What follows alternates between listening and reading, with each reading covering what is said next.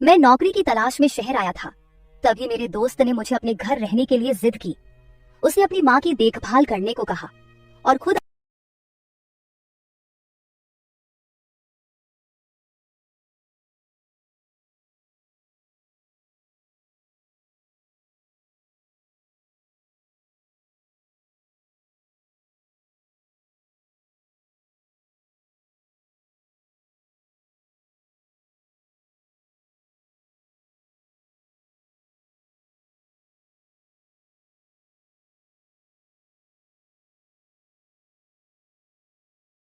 में आप सभी का स्वागत है। मेरा नाम मोहन है। अभी अभी ही मैं नौकरी के लिए शहर आया था। मेरे शहर आने की खबर मैंने अपने दोस्त विकास को दी थी। विकास मेरा सोशल मीडिया पर दोस्त था। हमारी दोस्ती डिजिटल थी, लेकिन बहुत गहरी थी। जैसे ही मैं शहर पहुंचा, विकास मुझे स्टेशन से लेने आया और वहां से सीधा अपने घर ले गया। विकास के घर पहुंचते ही मेरी नजर एक खूबसूरत महिला पर पड़ी और मैंने उसे विकास की बहन समझ लिया। तभी विकास ने मेरी गलतफहमी दूर करते हुए कहा, मोहन, अरे ये मेरी बहन नहीं है, ये तो मेरी माँ है। आंटी इतनी सुंदर और जवान दिखती थी कि मैंने उसे उसकी बहन समझ लिया था। आंटी किसी जवान लड़की जैसी लग रही थी। मैंने उसे पहले कभी नहीं देखा था, इसलिए मेरा भ्रम होना स्वाभाविक था। उस दिन विकास से मिलकर मुझे बहुत खुशी हुई थी। दोपहर के खाने के बाद मैं वहां से निकलने लगा, क्योंकि मुझे अपने लिए रहने की व्यवस्था देखनी थी। मैंने कहा कि मुझे काम है और वहां से निकलने लगा। तभी विकास ने मुझे रोका। उसने कहा, मोहन, तुम हॉस्टल वगैरह क्यों ढूंढ रहे हो? जब तुम्हारा अपना घर है तो तुम्हारा हॉस्टल में रहना सही है। तभी मैंने कहा, अपना घर? इस पर विकास बोला, मेरे दोस्त, इतनी जल्दी तुमने मुझे पराया कर दिया। अरे मैं शहरी हो सकता हूँ, लेकिन मुझे भी दोस्ती निभानी आती है। देखो, इस घर में मैं और मेरी माँ ही रहते हैं। यहाँ तुम आराम से एडजस्ट हो सकते हो।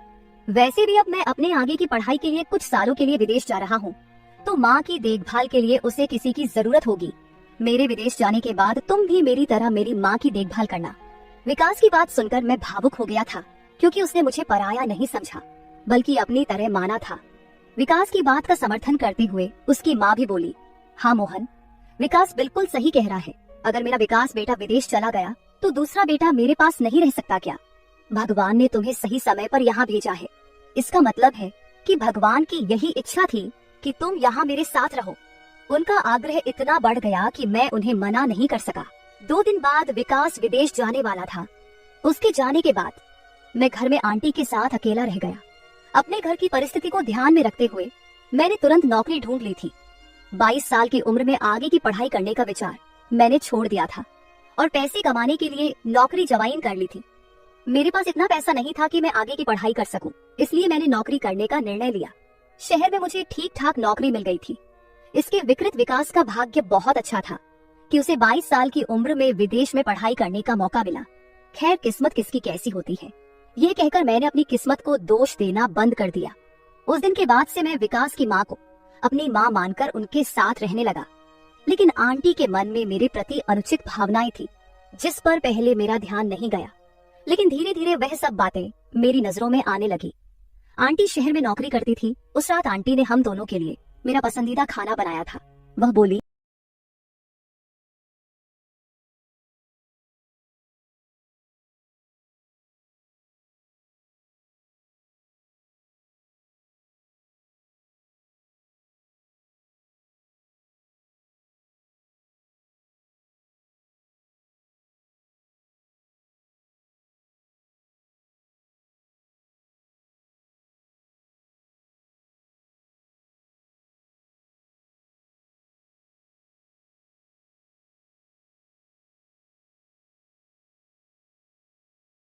के कामों में मदद नहीं करता, उल्टा वह घर का सामान इधर उधर फैलाने में एक्सपर्ट है।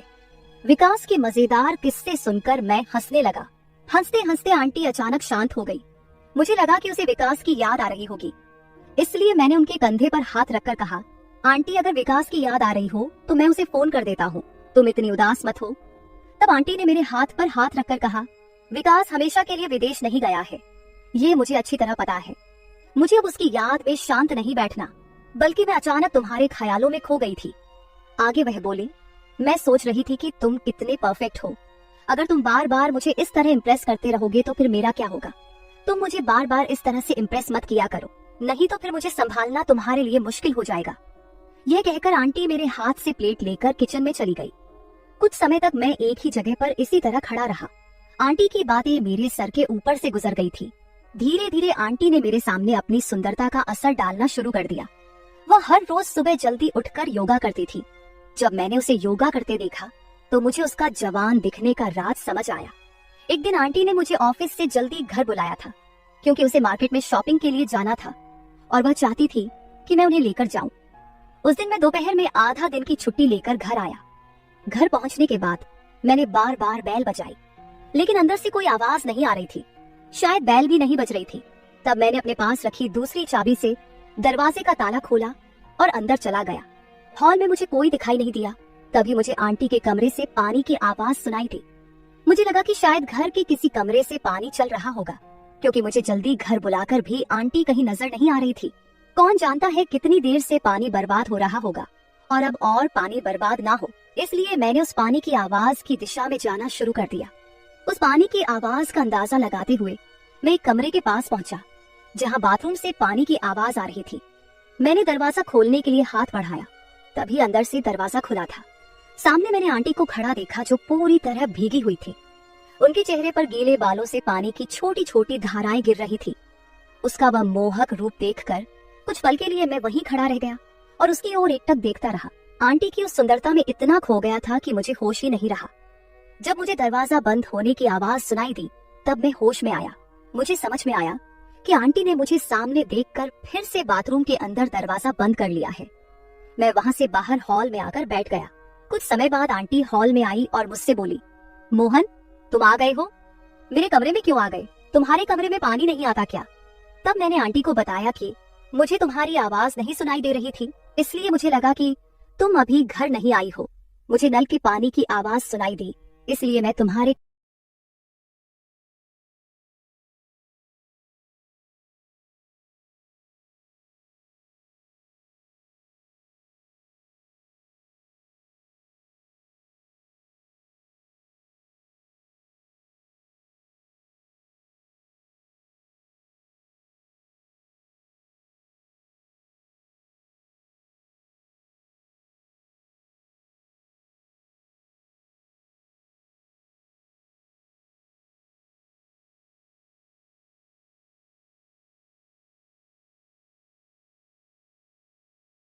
ओर देख रहा था।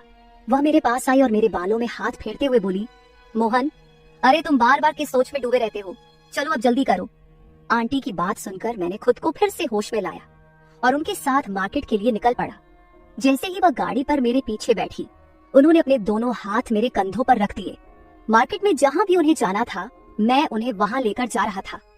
घर लौटने के बाद आंटी ने मेरे चेहरे पर हाथ फेरते हुए कहा, तुम्हें परफेक्ट मैन का नाम पूरी तरह से सूट करता है, क्योंकि तुम सच में वैसे ही हो, बिल्कुल परफेक्ट।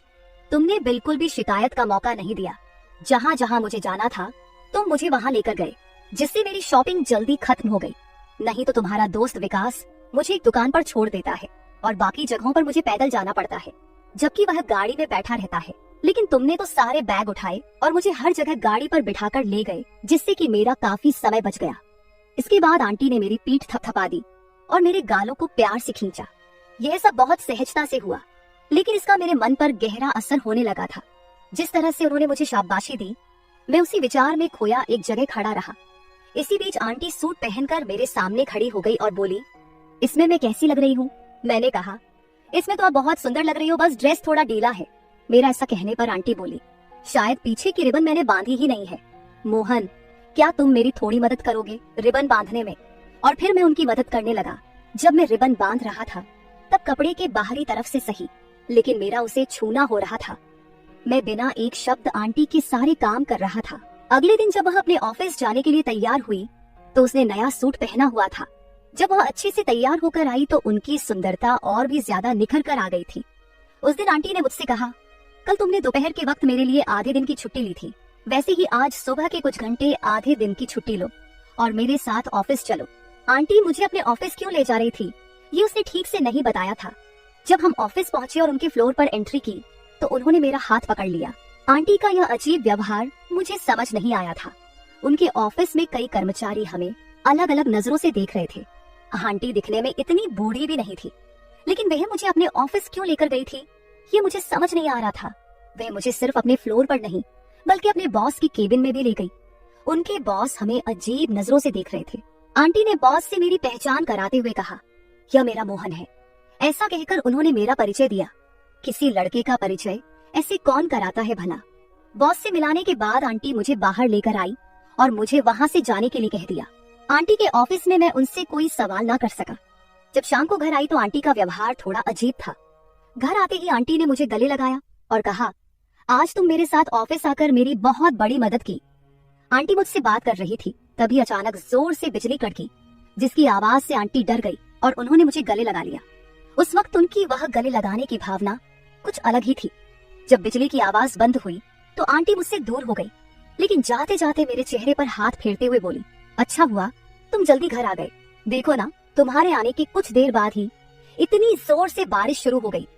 आंटी मेरी ज्यादा ही चिंता करने लगी थी और उसकी यह चिंता मुझे अच्छी लगने लगी थी, लेकिन साथ ही मुझे उन पर कुछ शक भी हो रहा था। उस वक्त आंटी दरवाजे पर खड़े होकर उत्सुकता से बारिश देख रही थी, लेकिन बाहर जाने से डर रही थी। उनके चेहरे से मुझे साफ दिखाई दे रहा था कि वह बारिश में भीगना चाहती थी। तभी मैंने उनका हाथ पकड़ा और उन्हें बाहर कंपाउंड में ले गया। आंटी बारिश में भीगने से डर रही थी, लेकिन मैंने उनका हाथ पकड़कर उन्हें बारिश का मजा लेने को कहा। बारिश का आनंद लेते हुए उनके चेहरे पर जो खुशी थी, उसे देखकर मैं भी बहुत खुश हो रहा था। आंटी के बारे में मेरे मन में क्या भावनाएं आ रही थी, ये मुझे भी समझ नहीं आ रहा था। आंटी मानो किसी बॉलीवुड फिल्म की तरह बारिश में भीगने लगी। वह बारिश में मस्ती करते हुए बार बार मेरे इर्द गिर्द घूम रही थी और मेरा हाथ पकड़कर डांस करने की कोशिश कर रही थी। तब आंटी ने मुझसे कहा, मोहन तुम सच में बहुत अलग हो। आज तुम्हारे साथ पानी में भीगते हुए मुझे ऐसा लग रहा है जैसे मैं किसी फिल्म की हीरोइन हूँ और तुम मेरे हीरो हो। आंटी ने यह सब बातें बड़ी सहजता से कह दी, लेकिन मेरे मन पर इसका असर कुछ अलग ही तरह होने लगा था। घर में घुसते ही आंटी मेरे लिए तौलिया लेकर आई और अपने हाथों से मेरे बाल पोंछने लगी। तभी हमारी नजरें मिली और आंटी मुझे बड़े ही प्यार से देख रही थी। आंटी ने कहा, मोहन जिस तरह से तुम मेरे साथ बातें करते हो वह विकास ने कभी नहीं की। वह तो हमेशा अपने पढ़ाई में व्यस्त रहता था। वह बोल ही रही थी। तभी मैंने उनसे पूछा, आंटी तुमने अपने बॉस से मेरी पहचान मेरा मोहन कहकर क्यों करवाई थी, इसका मतलब क्या है? ये सुनते ही आंटी एकदम से चौंक गई और वहाँ से चली गई। लेकिन रात को सोने के समय आंटी ने मुझे अपने कमरे में बुलाया। वह बोली, आज मुझे बहुत डर लग रहा है, क्या तुम आज मेरे कमरे में सो सकते हो? मदद के तौर पर मैं आंटी के कमरे में सोने के लिए तैयार हो गया। उस रात आंटी के कमरे में सोते वक्त मुझे बार बार ऐसा लग रहा था जैसे कोई हमारे कमरे की जासूसी कर रहा हो। मेरी नजरें कभी दरवाजे पर तो कभी खिड़की पर जा रही थी। सोने से पहले मैंने आंटी की तरफ देखा तो वह मुझे देख रही थी।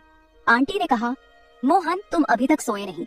मैंने जवाब दिया, मुझे ऐसा लग रहा है कि कोई इस कमरे की जासूसी कर रहा है। इस पर आंटी ने कहा, मुझे भी तब से ऐसा ही लग रहा है, इसलिए मैं भी नहीं सो पाई। शायद यह हमारा भ्रम हो। ये कहकर आंटी ने मुझ पर हाथ रखकर सोने की कोशिश की। कुछ समय बाद ही अचानक कमरे की लाइट जल गई और किसी ने माँ की आवाज लगाई। इस आवाज से मेरी और आंटी की नींद खुल गई। उठकर देखा तो विकास सामने खड़ा था। वह हमें देख रहा था और अपनी माँ से बोला, माँ तुम ये क्या कर रही हो? मोहन मेरा दोस्त है, इस तरह की बातें तुम्हें शोभा नहीं देती। मुझे तो अब तुम्हें माँ कहने में भी शर्म आ रही है। मैंने विकास से कहा, विकास तुम बेवजह ऐसा मत सोचो। आंटी को डर लग रहा था, इसलिए उन्होंने मुझे अपने कमरे में सोने के लिए बुलाया था। लेकिन जिस तरह से आंटी ने मुझ पर हाथ रखा था, उसे देखकर किसी को भी गलतफहमी हो सकती थी। विकास अपनी माँ पर अनुचित बातें कहने लगा। उसे सुनकर ऐसा लग रहा था कि वह अचानक घर नहीं आया था, बल्कि यह उसका कोई प्लान था। मैंने विकास से कहा, विकास इस छोटी सी बात पर तुम आंटी पर ऐसे आरोप कैसे लगा सकते हो? तुम जरूर किसी और गुस्से का इजहार कर रहे हो।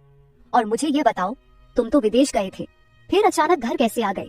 इस पर विकास ने कहा, मैं विदेश नहीं जा सका क्योंकि मेरी माँ के पास इतने पैसे नहीं थे। माँ से पैसे का इंतजाम नहीं हो पाया, इसलिए मैं अपने चाचा से कुछ पैसे लेने गया था। मैंने माँ को यह नहीं बताया था कि मैं चाचा के पास गया हूँ। उस दिन जब मैं चाचा के पास पैसे लेने गया तो उन्होंने मुझे माँ के बारे में कुछ बातें बताई जिन पर मैंने पहले ध्यान नहीं दिया था। मेरे चाचा ने मुझे बताया कि हमने कई बार तुम्हारी माँ को किसी गैर मर्द के साथ घूमते फिरते देखा है। मैंने उनकी बातों पर यकीन किया क्योंकि उनके कहने पर शक ना करने की कोई वजह नहीं थी। मेरे पिताजी के ना होते हुए भी माँ इतनी सजी धजी रहती थी, लेकिन ये किसके लिए, इस पर मैंने कभी ध्यान नहीं दिया था। उस दिन चाचा ने मेरी आंखें खोल दी, तभी मैंने प्लान बनाया कि मैं माँ पर नजर रखूंगा। उस दौरान तुम भी शहर आने वाले थे। मेरे प्लान के अनुसार मैंने कहा कि मैं विदेश जा रहा हूँ और तुमसे माँ के साथ रहने की जिद की। मुझे पता था कि मेरी माँ का बुरा असर तुम पर भी पड़ने लगेगा। तुम दोनों के बीच जो चल रहा था वह मुझे समझ आ गया। मोहन, मैं तुमसे इसका दोषी नहीं मानता। असली गलती मेरी माँ की है। इसकी नीयत खराब है। तुम तो बस उसकी बातों में आ गए होगे। जब विकास शांत हुआ फिर मैंने उससे कहा, तुमने अपनी माँ पर आरोप लगाया, अब खुश हो गए, अब बोलो और कुछ बाकी है। बाकी हो तो वह भी कह लो, क्योंकि आगे तुम्हें बोलने का मौका नहीं मिलेगा। तब मैंने कहा, विकास, तुमने हम पर नजर रखी, लेकिन जो तुम्हें देखना चाहिए था वो तुमने देखा ही नहीं। वो मुझे अपने ऑफिस इसलिए ले गई थी क्योंकि उसका नया बॉस उस पर नजर रख रहा था और उसके सामने यह दिखाना था कि वह अकेली नहीं है, उसके साथ उसका जवान बेटा भी है। बॉस को बेटे का डर दिखाने के लिए वह मुझे ऑफिस ले गई थी और अभी भी जब वह मुझ पर हाथ रखकर सो रही थी तो ऐसा इसलिए क्योंकि वह मेरे और तुम्हारे बीच कोई फर्क नहीं करती। अगर तुम दूसरों की बातें सुनने के बजाय अपनी माँ को समझने की कोशिश करते तो तुम्हारे मुंह से माँ के बारे में ऐसे अपशब्द नहीं निकलते। कुछ ही दिनों में मुझे यह भी समझ में आ गया कि आंटी घर में रहते हुए भी अकेली थी, जबकि उनका जवान बेटा उनके साथ था। उन्होंने तुम्हारे कारण दूसरी शादी नहीं की, वह तुम्हारे लिए ही जीती रही। लेकिन जब तुम्हारे ऊपर माँ की देखभाल की जिम्मेदारी आई तो तुमने माँ पर ध्यान देने के बजाय खुद की दुनिया में खो गए और लोगों की बातें सुनकर माँ पर अविश्वास जताया। मैं बात कर ही रहा था कि आंटी ने मेरे कंधे पर हाथ रखा और कहा, मोहन, तुम्हारे पास जो समझदारी है शायद वह विकास में नहीं है, क्योंकि मैंने इसे कभी किसी चीज के लिए मेहनत करने नहीं दी। मैंने उसे हर चीज समय पर दी, लेकिन आज मेरे बेटे ने मेरे प्यार का बदला मुझ पर अविश्वास करके चुकाया। तुम्हारे चाचा चाची ने तुम्हें मेरे खिलाफ भड़काया ताकि हमारे बीच दूरी पैदा हो सके। चाची से मदद मांगने से पहले मैं तुम्हारे चाचा के पास तुम्हारे पिता की संपत्ति का हिस्सा मांगने गई थी, लेकिन उन्होंने मुझे कुछ भी देने से मना कर दिया। तब मैंने उन्हें धमकी दी थी कि मैं उन्हें अदालत में खींचकर लेकर जाऊंगी। जो तुम्हारे चाचा से तुम्हारे पिता का हक मांगने गई थी वह सिर्फ तुम्हारे लिए था, क्योंकि मैं तुम्हारी खुशियों को मारना नहीं चाहती थी। मुझे भी तुम्हें बड़े शहर में पढ़ाई के लिए भेजना था, लेकिन मुझे नहीं पता था कि तुम इतनी जल्दी दूसरों की बातों में आ जाओगे। आज तुमने अपनी माँ के प्यार का यही सिला दिया बेटे। ऐसा कहकर आंटी रोने लगी। आंटी की बात सुनकर विकास की समझ वापस आ गई। वह दूसरों की बातों में आकर अपनी माँ पर विश्वास नहीं कर रहा था और उसने आंटी और मुझ पर भी गलत शक किया। जब विकास को अपनी गलती का एहसास हुआ तो उसने रोते हुए आंटी से माफी मांगी। वह एक माँ थी, इसलिए उसने तुरंत अपने बेटे को माफ कर दिया। माफी मांगने के बाद वह मुझे अपने घर पर रहने के लिए आग्रह करने लगा, लेकिन अब मैं वहां